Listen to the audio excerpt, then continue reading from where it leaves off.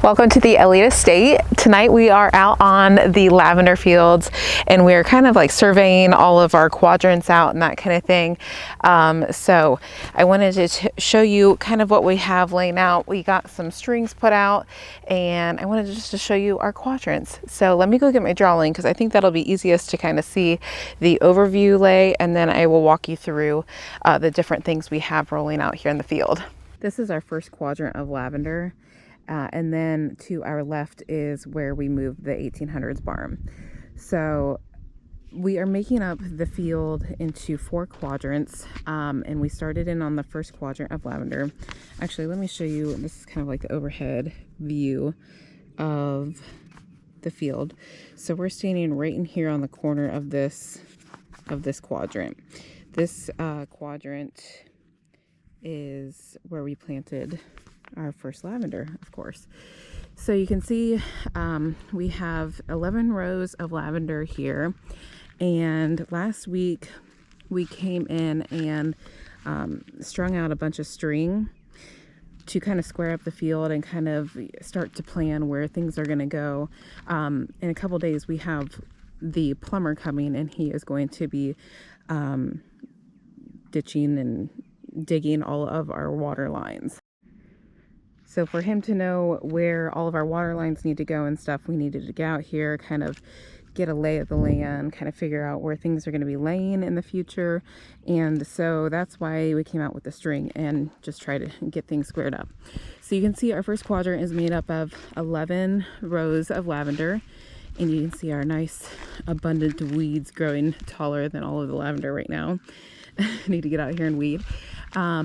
And I think what I'm going to be doing is eliminating this first row, because we have a row of 20, I believe, limelight hydrangeas that we planted, and I think it's just going to be way too close to the limelights that are right in here. And then our first quadrant, or our first row of lavender. So nothing's planted right now. I just might end up tearing that up and starting right here where our string is. And I think ultimately it's going to be a lot better with just 10 rows of lavender per quadrant. So you can see that some of the rows do not have any lavender, and that was just because of the amount of plugs that I was able to get my hands on last summer, not being able to, get that lavender. And you can kind of see how janky some of the rows are. So I'll see if I can't square up some of those this upcoming season. So I have a bunch of lavender plugs on order for here in May. And so we're going to finish out the rows that don't have any. We're going to replace any that didn't survive over our Ohio winter. And once that is done, we are going to be moving on to our second quadrant. So looking back at our plan, we're going to be moving on to this quadrant right here. I'm going to backtrack though, because I want to give you a little more better look at what we're going to be doing. So first quadrant, all set. We came in last week, and I don't know if you can see it on the GoPro here, but we have strings going, and we have a 20-foot walkway. And what is going to be going here is some kind of climbing rose with some big arches. So this is going to be a rose tunnel. When we visited Germany back in 2019, our friends took us to some botanical gardens, and we went through this tunnel of roses, and it was absolutely stunning. I mean, granted, it was mature over however many years, and it was very abundant, but it was so gorgeous. And so I would love to incorporate a rose tunnel somewhere here on the lavender fields. So we're going to be doing a tunnel of roses that will take several years, to get established and stuff. And then underneath of it, we are going to be planting it with some sweet romance lavender, which is a nice hedging lavender. Gets about, I think, 12 to 18 inches tall and wide. So we'll have lavender underplanted with the roses. So I think it'll be really beautiful. So anyway, 20-foot walkway, and as you're coming down here on the pea gravel little pathway in our vista, centering up the 20-foot pathway, we are going to be having a fountain someday. It's going to be a rather larger fountain. We'll see what I can get my hands on in the years to come. So I was also going to be doing a 20-foot walkway between the lavender rose quadrants here as well. The issue I was running into is it wasn't making sense with the size fountain that I was wanting to get. With it being in the center, it just wouldn't allow walkways that were large enough, and then the fountain anyway. It didn't really make sense. So what we ended up doing was doubling it. So we have a 40-foot walkway from, I think right there's the post, to corner here, and then we have the 20-foot over here. So I'm thinking if we can center up between that 20-foot, I think that'll give us a wide enough diameter, radius, or whatever around the fountain to get the look that we want. So if you can kind of dream with me, in between here, we'll have lavender in this quadrant over here with 10 rows. We'll have a 40-foot walkway, which is quite large, honestly. And then we'll have another quadrant of lavender over here. So each of the quadrants holds 10 rows of lavender, and they're about 220 feet long, which gives us like, I don't know, I came in actually 10 feet off of the string. So it's not a full 220 feet, but we can plant like 65 to 70 lavender plants per row. And like I said, I would really love to kind of fix some of these wavy rows there at the bottom, or there at the end. But we came in last year. I need to fix all of our drip tubing. And I think I decided that we are going to do grass between each of the pathways, because I think it'll be a really nice and a cooling effect. I was contemplating whether to do grass or do like a pea gravel in between each of the rows. But with the vast amount of pea gravel and stuff in between each of the quadrants, I think it'll be nice just to have that nice cool grass just to kind of cool down everything, especially with, you know, the dry lavender look. We have Fulgate, Royal Velvet, Melissa, and there's one other lavender that's planted in here that I'm escaping.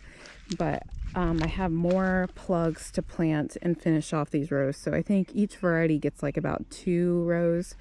Does that add up? I think, unless one of them gets more than that we went a little heavier on, that was a little bit more that we could use. So the most common question I get is, what the heck are we going to do with the lavender? Honestly, I just want the lavender fields for just that renewing sense of the countryside. Like I've explained before, we live here in Amish country, and when we visited France and when we visited Germany, there was just this sense of home that I felt whenever we were over there. It felt very much like where we live, with the rolling hills and just the really pretty scenes of, you know, the pastures and just like the old European vibes. And so ever since then, I've been wanting to bring the European countryside to Amish country, and part of that kind of looks like lavender fields. I see photos of Provence, and I see photos of, you know, the lavender fields and like the most beautiful settings, and I think that would be so delightful here. And so part of the lavender fields is just for aesthetic purposes of creating that serene countryside, but we can also use the lavender for, you know, cut bunches, for people to come out and cut their own lavender for their own uses. We can make things from it. I would love to hook up with other small businesses that can maybe utilize the oils or the hydrosol, the water off of the lavender. So it's kind of up in the air right now. We're just kind of seeing where this takes us, essentially, but we have some opportunities at our fingertips, and we're just kind of see where it takes us. So for tonight, we need to run another piece of rope on the opposite side, so it's like mirroring this last quadrant over here, and then that will give the plumbers where we need to run our ditches and get all of our water lines put in, so with that we can have water, irrigation and stuff for the plants until they get pretty mature. As you guys know, I'm sure lavender is pretty drought tolerant, So I think once these plants are mature and big enough, they won't take much water. But I do want the option to have water in each of these quadrants. So we'll get that all laid out, and I think it'll be great. In these first two quadrants, those are going to be developed in the next year or so, in the next year or two, I should say. But I'm thinking like peony bushes, heirloom roses, something of that nature. I think it'd be really gorgeous to have an all-white sunflower field. Just thinking out loud, but we'll see what kind of comes of that. So I'm gonna grab Taylor, and we are going to get the string for that last quadrant, so that way the plumbers know where things need to go. And I think we're gonna call it for tonight. It's gorgeous out here though in the fields. It's gonna be a glorious sunset.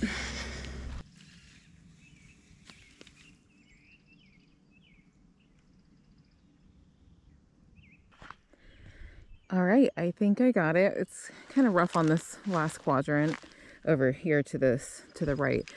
But I mean, for water purposes, I think it'll be great. So what we settled on, and I still need to talk to the plumber on final details, but what I'm thinking is in each of the quadrants to have water in each of the corners. I just would rather have too many options or too many sources than not enough later on. So here in the center, and you know, I should have brought out spray paint, but if I would have found the center, I could have drew a big circle for our fountain area just to kind of get a general feel for it. And what I'm thinking, like we'll have the fountain in the center, we'll have like a 8 to 10 foot walkway around the fountain. I don't know, it's all kind of dreaming at this point. But then I'm thinking, like, if you see those like Italian cypress or like the really tall pointy evergreens, I think they're called Italian cypress. I would love to find something like that and kind of plant them on the outer rim of that walkway around the fountain. I honestly don't even know if there's going to be room for that kind of tree situation. Everything looks grand and amazing on paper, and then once you actually start to map it out in your area and stuff, you're like, ooh, you know what I mean? So we'll see what kind of comes about it. But I think that's kind of it for tonight. Again, going back to my drawing, see those little specks there, like on the corners of the quadrants where the circles kind of come into the rectangle quadrants? That's where I was thinking about trees, but like I said, not even sure if it's an option. So I think that'll wrap up tonight. I just wanted to kind of walk you guys around the fields, kind of just show you where we're at here at the beginning of April. Like I said, plumbers are coming in a couple days. Super exciting to start digging that rough in of the water and stuff. And then come May is whenever I'm picking up all the plugs, 700 plus. It's going to be a busy spring, and we're going to start getting lavender in the ground earlier this year than last year. I didn't get lavender in the ground until like August or something. It was incredibly late. So I'm just really thrilled at what's to come. I will be bringing you guys along for whenever the water goes in and whenever we start to pick up our plugs and all that good stuff. Lots of great things to come. So anyway, here's a little update from the lavender fields. Thank you guys so much for visiting the Eliot estate tonight.